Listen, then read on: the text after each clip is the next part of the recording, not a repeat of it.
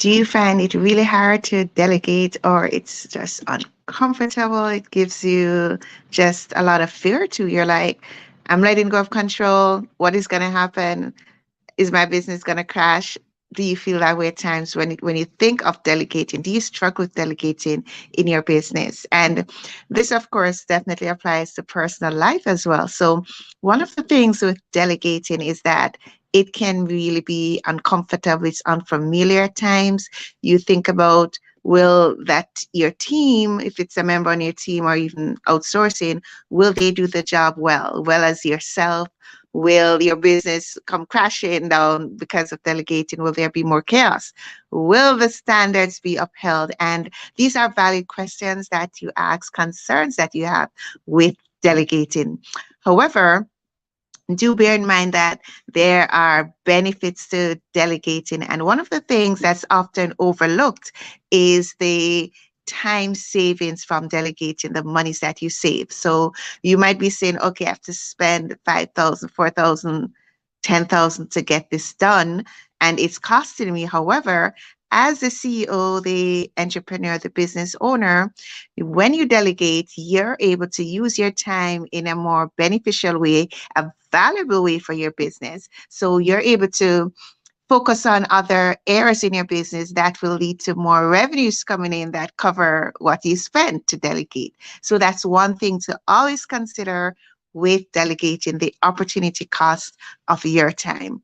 And another thing with delegating is that you might be, okay, will the standard be upheld? I'm losing control of my business. I'm not going to be in touch. That's not the case with delegating. If delegating is done the right way, when you delegate, it's not to be like, okay, hands off, I'm never going to follow up, or I'm never going to have a system in place or a check to ensure that this is done properly. And that's where systems, processes, checks and balances in your business will help you to know if delegating is really working, if the team is really doing what they are supposed to do, if your team member is really doing the job in in the right way. And as you get more experience with delegating, then you will know, okay, this is not being done right. There are follow-ups you can do, because at the end of the day, you know your business well, so you're going to know this is not being done properly, and so forth. Another thing, the last thing I'll talk about quickly with delegating is that sometimes you might be like, okay, will the job be done well? However, there are times, depending on what you're delegating, that job is done in a better way than yourself, right? So I think of some task in under the technology umbrella. Like for me, I'll be like, okay, this is not my area. I'm not versed in this. It's better to have someone more experienced than myself do this job. And then I do see the benefits of it. I'm not spending too long a time. I'm not getting frustrated. It's done much better than myself, done much better than how I would do it. So that is another thing with delegating. There's the opportunity to have the job, the task done better than you would have done it.